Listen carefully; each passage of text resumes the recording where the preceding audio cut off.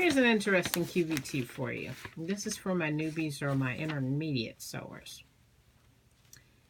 I don't want you to get discouraged when you see a pattern with a lot of pieces. So here's what you can do. Make the last pattern you made count. Count the amount of pieces that you did for your last project.